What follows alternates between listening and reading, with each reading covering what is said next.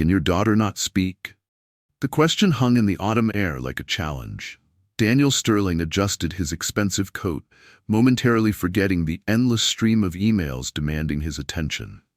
He looked down at his 7-year-old daughter, Emma, who sat quietly in the sandbox, her small fingers tracing patterns in the sand with the focused intensity of someone lost in their own world. "She's selectively mute," Daniel replied, his voice carrying more defensiveness than he intended. "The doctors say it's trauma-induced. We're working with the best therapists money can buy." The woman who had asked the question finally looked at him directly. She had kind eyes, warm, steady, and completely unimpressed by his expensive suit or the subtle air of authority that usually made people step back. "I didn't ask what the doctors said," she said gently, her voice carrying the soft cadence of someone who chose her words carefully. "I asked if she can speak." Daniel blinked, taken aback. He wasn't used to people cutting through his carefully constructed walls so effortlessly, especially not strangers in public parks in downtown Chicago. "Excuse me," he said stiffly, instinctively stepping between this woman and Emma. "I'd prefer you didn't." Then something extraordinary happened. The woman, who would later introduce herself as Zara, brought her fingers to her lips and softly whistled a short melody. It was a lullaby, delicate and haunting, the kind that seemed to float through the cool October air like it belonged to another world entirely. Daniel froze. The melody was achingly familiar. It was the same lullaby Emma's mother used to hum during bedtime routines. The same one a witness had reported hearing during the aftermath of the attempted kidnapping 2 years ago, sung softly by the stranger who had cradled Emma until help arrived. If you're feeling connected to this story of unexpected hope, give this video a like and drop a comment with where you're watching from.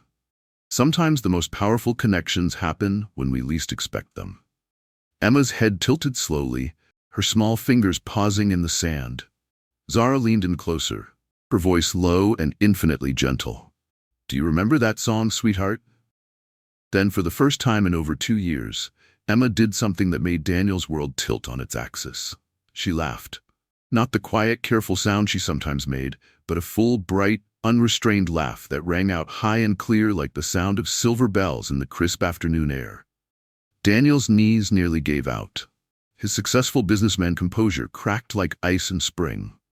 "Safe now," Emma said in a breathy giggle, her voice small but unmistakably real. Then, dog, tree, moon.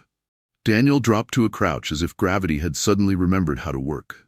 His hand pressed against his mouth, eyes widening in disbelief that bordered on panic. "Emma," he whispered, his voice breaking on her name.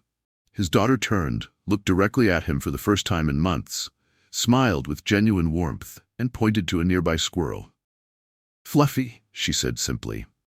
The sound that escaped Daniel's throat was somewhere between a sob and a laugh. He crumpled beside her in the grass, covering his face with both hands as his shoulders began to shake. He wasn't just shocked, he was completely undone by the simple miracle of hearing his daughter's voice. Zara sat quietly, her hands still extended near Emma's, never pushing, never demanding. "It was never gone," she said softly, her voice barely above a whisper. She just needed to remember she had one. Daniel looked up through tear-blurred eyes, studying this stranger who had just performed what felt like magic. "Who are you?" She smiled and extended her hand in a gesture that was both formal and warm. "Zara Williams. I work with kids, special needs, mostly. This little lady just needed someone to talk to her like she's whole, not broken." Daniel didn't take her hand immediately.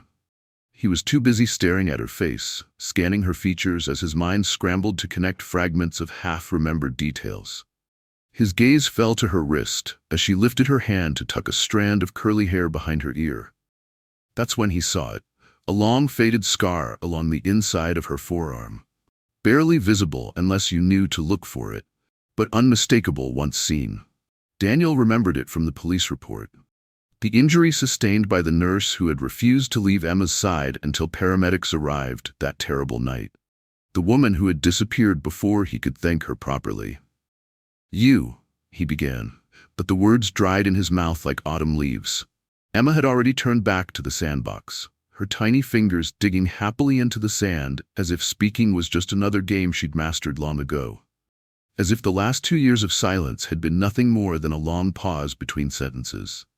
Daniel Sterling was not a man accustomed to being surprised. At 45, he was one of America's most recognizable technology CEOs, the founder of a global software empire that had revolutionized how businesses managed their data. He was a man who had spent most of his adult life assuming that problems existed to be solved, and solved quickly. Market crashes, hostile takeovers, even personal health scares. Everything could be managed with the right people, the right resources, and enough determination. But Emma wasn't a problem to be solved. She was his daughter, his only child, and the center of his universe. After her mother's death in a car accident when Emma was 4, and then the kidnapping attempt 2 years later when masked men had tried to snatch her from the steps of her ballet studio, Emma had retreated into herself like a flower closing its petals against a harsh wind. The doctors called it trauma-induced selective mutism. Emma called it nothing because she didn't speak. Not to him, not to her therapists, not to anyone. Daniel had tried everything his wealth could buy. The best child psychologists, art therapy, music therapy, even emotional support animals. But his schedule was relentless, and his guilt ran deeper than any ocean. Somewhere along the way, his daughter had learned that silence was safer than words, and he had been powerless to give her a key to unlock that prison, until now. Until this stranger named Zara had spoken to her with nothing more than warmth, a lullaby, and infinite patience. And Emma had responded with laughter and language and life. Daniel stared at the sandbox like it had suddenly become sacred ground. Zara stood, brushing sand from her jeans with practiced ease. "Look," she said, her tone remaining even and non-confrontational. "I'm not trying to step on anyone's parenting here. I just saw a little girl who looked like she needed something real." "You said you work with kids?" Daniel managed to ask, his voice still shaky. "I do. At a community center in Harlem. Volunteer mostly, some paid work when I can get it. I have a son. He's with his grandmother today. Usually he's the sandbox tyrant around here." Her smile was genuine, uncomplicated. Daniel managed a thin smile in response, more out of social conditioning than actual amusement. His mind was still reeling, trying to process what he'd just witnessed. Can I buy you coffee?" Zara raised an eyebrow, her expression amused but cautious. "Is this your way of saying thank you? Or an attempt to run a background check on me?" "Maybe both," Daniel admitted with surprising honesty. She laughed, and the sound was easy and unforced. "Sure. But we make a deal. No questions like you're deposing a witness. Just talk like normal people." Daniel nodded, relief flooding through him. "Fair enough." The cafe was a small, retro establishment across the street from the park. Chrome counters worn smooth by decades of use, red vinyl booths that had seen better days, and Frank Sinatra drifting through speakers that crackled slightly with age. Zara ordered hot chocolate with extra marshmallows. Daniel stuck with black coffee, no sugar. They chose a booth by the window where Daniel could maintain visual contact with Emma, who was now chatting animatedly with a passing golden retriever, pointing and giggling like she'd been doing it her whole life. Zara stirred her cocoa thoughtfully. As she reached for the cup, Daniel caught another glimpse of that scar on her wrist. His jaw tightened, not with suspicion, but with something that felt like reverence.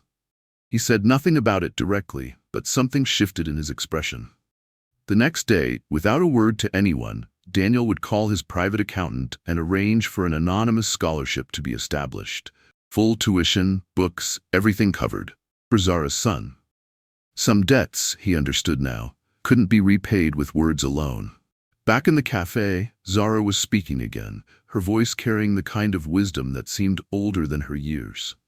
"You know," she said, "I wasn't planning to come to the park today. I had errands to run, deadlines to meet, but something told me to take a detour." Daniel studied her face. She was young, maybe 30 at most, but she carried herself with a groundedness that spoke of someone who had weathered storms that would have broken other people.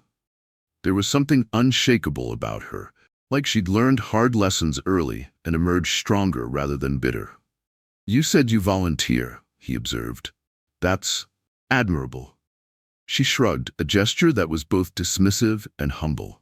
"Some folks donate money. I give what I've got. Time, heart, sometimes my last nerve." Daniel chuckled despite the emotional weight of the day. You're not like most people I know. That's probably a good thing, she said with a wink that was playful rather than flirtatious. The silence that settled between them was comfortable rather than awkward. Outside, the autumn sun was beginning its descent, casting long golden beams across the playground, where Emma continued to discover her voice with every passing minute.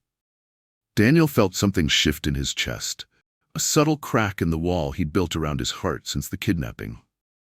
"Do you believe," he asked suddenly, his voice quieter now, "that some people are meant to cross paths? Like, not by chance?"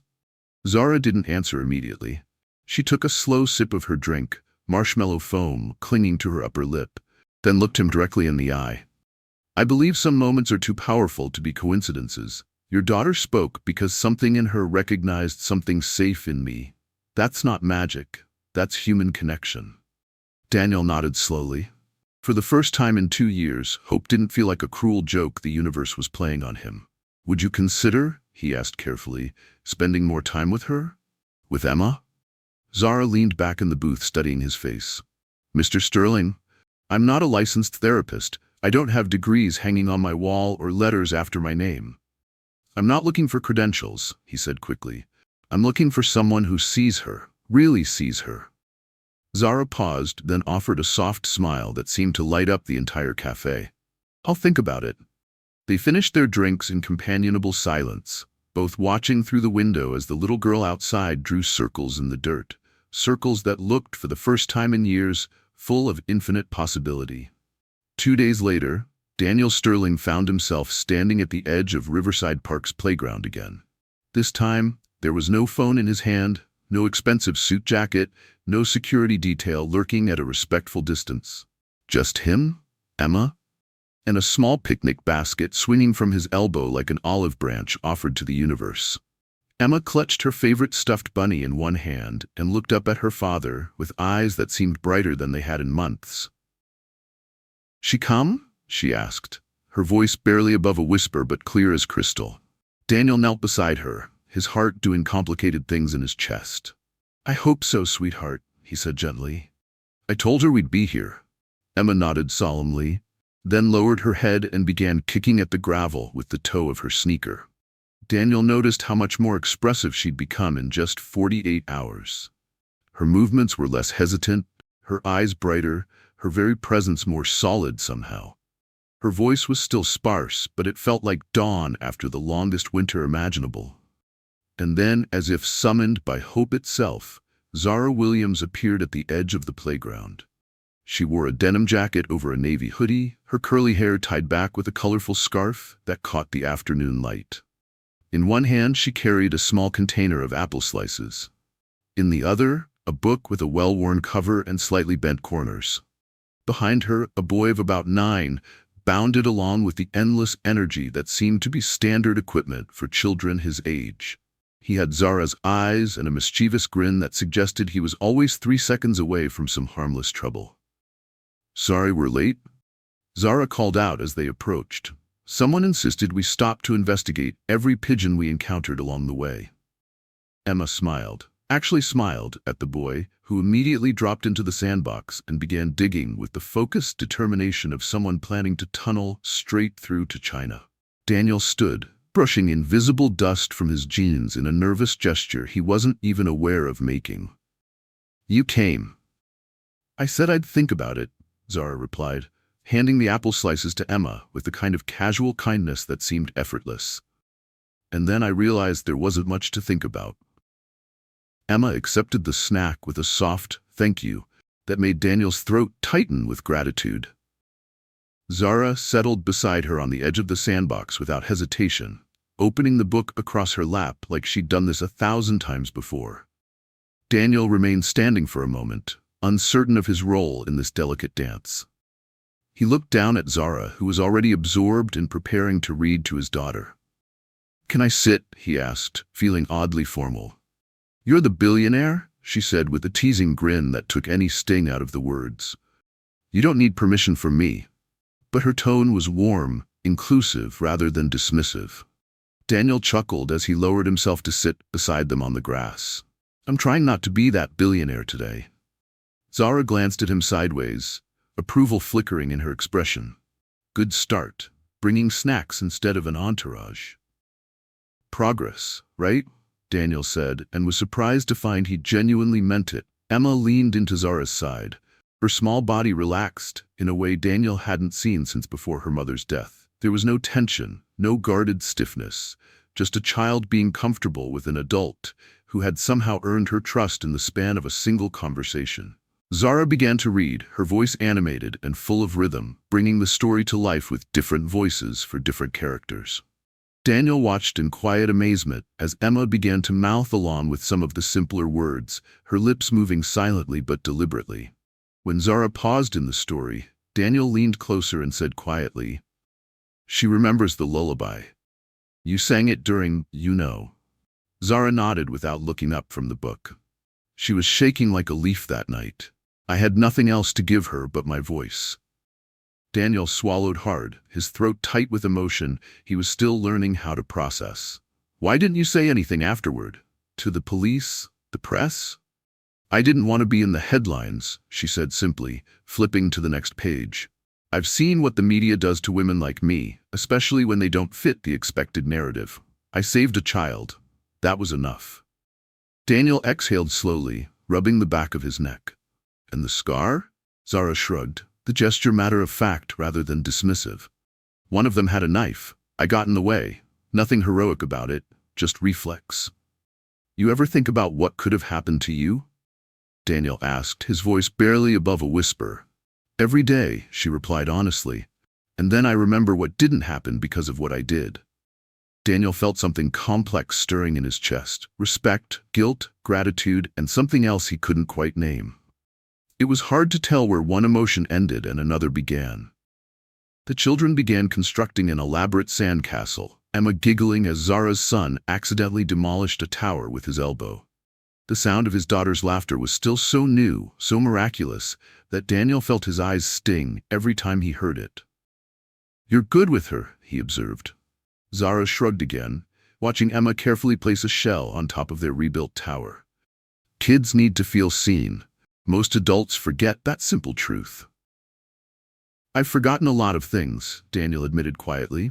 "That's okay," Zara replied without judgment. "You're here now." Daniel watched her, the way she naturally included Emma in every decision about their sand architecture, the way she allowed silence to be part of their conversation, rather than rushing to fill every gap with words. She wasn't just kind, she was intentional in her kindness. After a while, Zara stood and brushed sand from her jeans. "We should head home. Homework calls, and this one turns into a tiny werewolf after dark," she said, ruffling her son's hair affectionately. Daniel stood with her, suddenly reluctant to let this perfect afternoon end. "I was wondering, would you consider doing this more regularly? Not officially or anything, just moments like these?" Zara looked at him with an expression that was equal parts amused and thoughtful. "You want to pay me to be her friend?" "No," Daniel said quickly, shaking his head. "I just want her to have someone she trusts, someone real. If you're willing, maybe we could schedule park days, library visits, just regular things." Zara tilted her head, considering. "You trust me with your daughter, Mr. Sterling?" "Daniel," he corrected gently. "And yes, I do." She studied him for a long moment, then nodded decisively. "Okay, but I have one condition. Anything. You show up too. No phones, no business calls, no disappearing behind work. She needs a father, not just a safe environment." Daniel nodded without hesitation. "Deal." Zara smiled and extended her hand in a gesture that felt both professional and personal. "Then let's meet again Thursday, same time." He took her hand, the handshake firm and warm. "Thank you, Zara." As she walked away with her son, Emma tugged at Daniel's sleeve. "She nice," she said simply. Daniel knelt beside his daughter, pulling her into a hug that she didn't resist. "Yes, she is." Emma pressed her small hands against his chest and whispered, "You smell like coffee and happiness." Daniel laughed, actually laughed for the first time in longer than he could remember. And just like that, the knot of grief and fear he'd carried for years began to loosen its grip on his heart.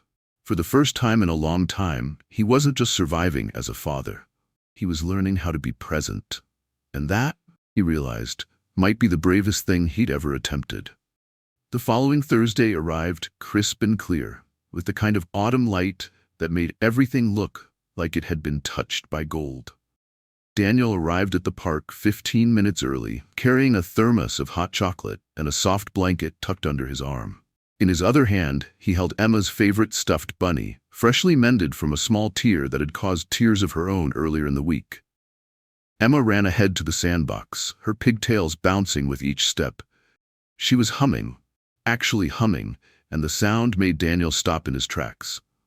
It wasn't the lullaby Zara had sung, but it was music. It was his daughter making sound for the pure joy of it. He settled onto a nearby bench, his eyes following Emma's every movement as she began building what appeared to be an elaborate fortress in the sand. He still couldn't quite believe how much had changed in such a short time. Emma was more animated, more present, more genuinely herself than he'd seen her since before the kidnapping. Zara arrived exactly on time, her son racing ahead of her toward the playground equipment. She wore an olive green coat and a scarf decorated with bright red flowers that made her dark skin glow in the afternoon light. Daniel stood as she approached, offering the thermos. "Hot chocolate?" "You remembered," she said with a smile that seemed to light up her entire face. He poured a cup and handed it to her, their fingers brushing briefly as she accepted it. As her sleeve shifted, he caught another glimpse of that faded scar on her forearm. This time, he didn't look away or pretend not to notice. "Thank you," he said quietly, his voice carrying more weight than those two simple words usually held. Maya accepted the cup, her voice just above a whisper. "For what? For getting between my daughter and a knife, and then giving her something that none of the expensive specialists could provide." She sat beside him on the bench, cradling the warm cup in both hands. Children remember how they were made to feel, even when they can't find the words to explain it. "I didn't fix her, Daniel. She just needed to feel safe again." They sat in comfortable silence, watching their children transform the sandbox into an elaborate landscape of tunnels and towers.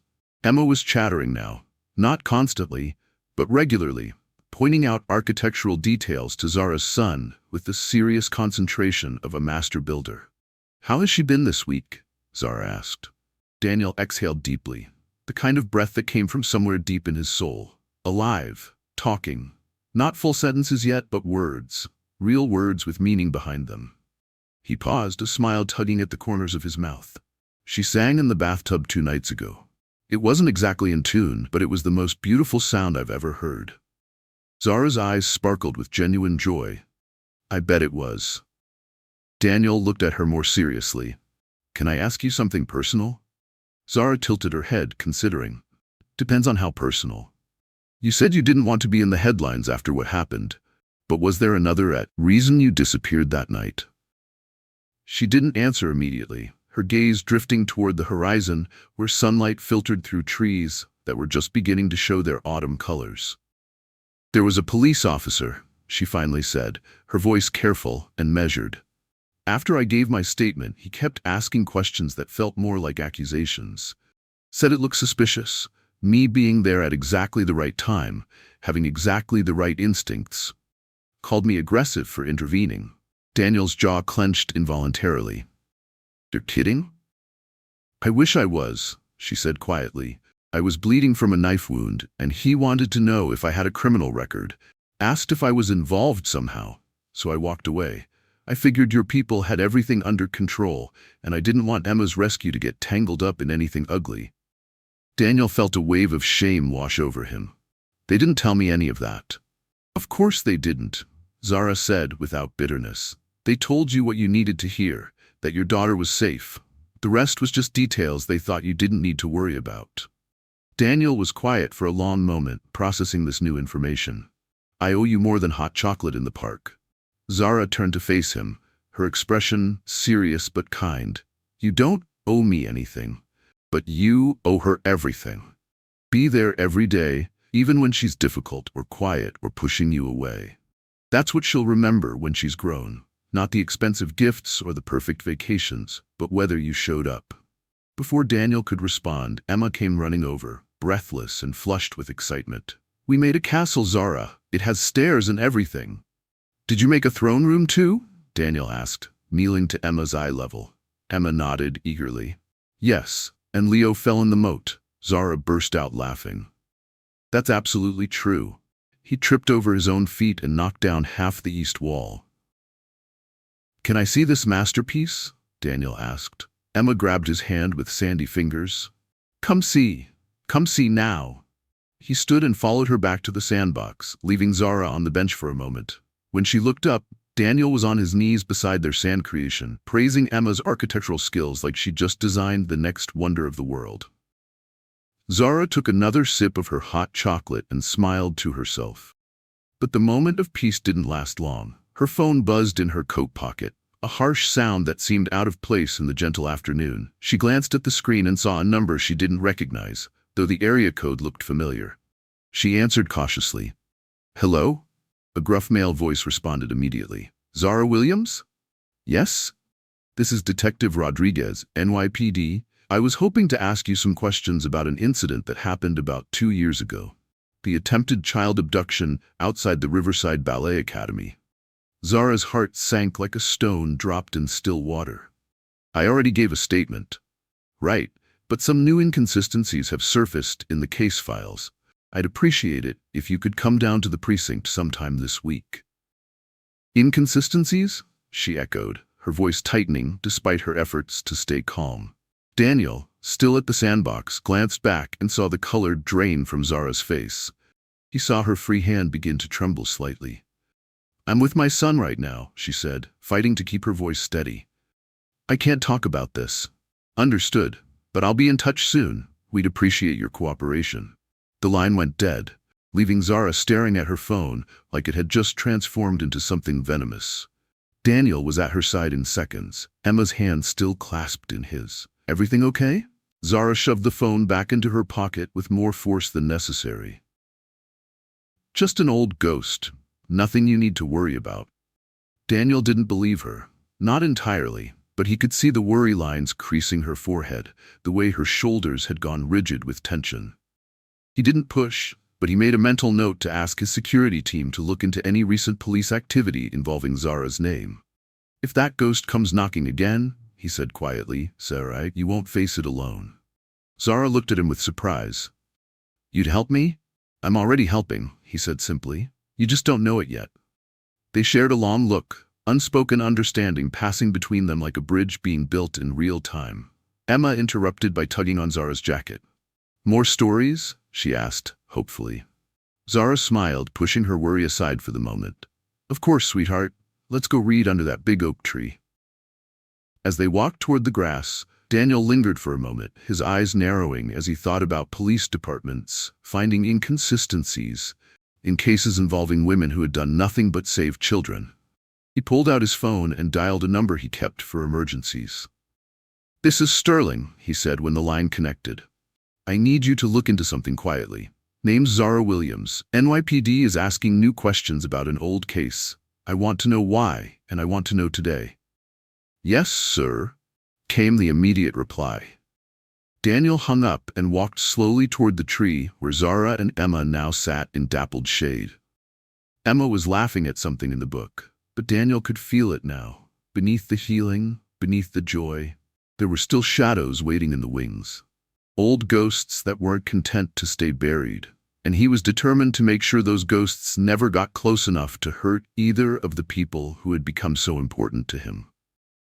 That evening, Daniel sat in his home office long after Emma had been tucked into bed. The city skyline glittered through floor-to-ceiling windows, but he barely noticed the view. His laptop screen cast a cold glow across his mahogany desk, displaying a file that made his stomach twist with anger and disbelief. His security chief had delivered the information within hours, moving with the efficiency that Daniel's wealth and connections could command. But even his resources couldn't soften the harsh reality of what he was reading. Zara Williams, age 31, born in Queens. Former nursing student who had dropped out after her second year when an unplanned pregnancy made it impossible to continue her studies. No criminal record, no history of drug use, no red flags of any kind. But there was a pattern that made Daniel's blood run cold. At 18, she had witnessed and intervened in a child abduction attempt outside a pharmacy in Brooklyn. The suspect had escaped, and despite being the only witness, Zara had been treated with suspicion rather than gratitude. When she refused to submit to what she felt was harassment disguised as investigation, the case had been quietly closed. Daniel leaned back in his chair, his hands pressed together in a gesture that usually helped him think clearly. Instead, his mind reeled with the implications. "She keeps saving children," he murmured to the empty room, "and they keep treating her like a criminal for it."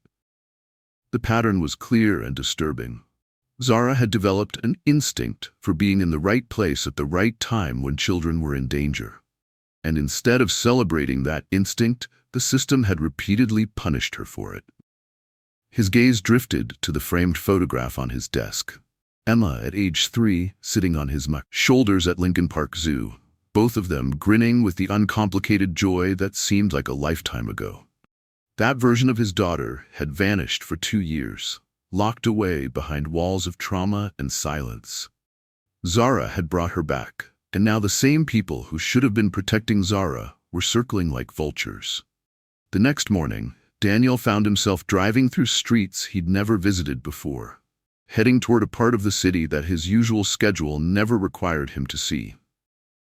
The community center where Zara volunteered stood on the corner of 125th and Amsterdam, a brick building with peeling paint around the windows, but an unmistakable warmth radiating from within. He had called ahead and arranged to speak with the director, a woman named Mrs. Washington, who had run the center for over 20 years. She was in her 60s, with silver hair pulled back in an elegant bun and eyes that seemed to see straight through to a person's core. "She's family here," Mrs. Washington said simply when Daniel explained who he was and why he'd come. "Zara has been with us for almost 8 years, works with our special needs kids, helps with tutoring, runs art therapy sessions. Never taken a dollar she didn't earn, never missed a day she promised to be here." Daniel nodded, absorbing this information. "Has she mentioned anything about recent contact from the police?" Mrs. Washington's expression hardened almost imperceptibly. "Not directly, but she's been quieter this week, staying late after her regular hours. You know how some people carry their past? Some folks carry it like luggage they can set down when they need to. Others carry it like scars that never quite heal." Daniel thought of the faded mark on Zara's forearm, the physical reminder of the price she'd paid for protecting his daughter. What if someone's trying to make those scars hurt again? Mrs. Washington leaned forward, her voice dropping to something that was almost a whisper, but carried the weight of absolute conviction. "Then I suggest, Mr. Sterling, that you help her heal them permanently before someone else tries to tear them open." Daniel left the community center with a heavy heart and a clearer sense of purpose than he'd felt in years. He wasn't used to this kind of personal involvement. Business problems came with clear metrics and defined solutions. But this was human, complicated, messy in all the ways that mattered most. Zara didn't need someone to rescue her. She needed someone who wouldn't disappear at the first sign of trouble, someone who understood that standing by her wasn't charity, but the right thing to do. He was still processing these thoughts when his phone buzzed with a text message. It was from Zara. "Hey, I need to talk. Can we meet tonight after Emma's asleep?" He replied immediately. "Absolutely. My place or yours?" "Yours," came her response. "She feels safe there." Daniel felt something ache in his chest as he read those words. Safe. Such a small word, but it carried the weight of everything Zara had given them, and everything the world had tried to take from her in return. That evening, after Emma had been tucked into bed with her favorite story and the lullaby Daniel had finally learned to hum correctly, he set out tea and cookies in his living room. When Zara arrived, she looked tired, but not defeated. Like someone who had been fighting a long battle but hadn't lost sight of what she was fighting for. Daniel handed her a steaming mug. "Long day?" She nodded, settling into the corner of his couch. "The kind that makes you question everything you thought you knew about yourself." "Want to talk about it?" Zara didn't hesitate. "The police called again. Same detective, Rodriguez. They want me to come in for what they're calling a routine follow-up interview." Daniel kept his expression neutral, though internally he was already planning his next move. "What do they want specifically?" They keep circling back to the same questions, she said, her voice tight with frustration. How I happened to be there that night. How I reacted so quickly. They even dug up the incident from when I was 18, asking if I see a pattern in my behavior. Daniel's voice was carefully controlled when he responded. They think you're somehow involved. Let us meet in part 2 of the story. If you're hooked by the story, kindly let me know from where you're listening.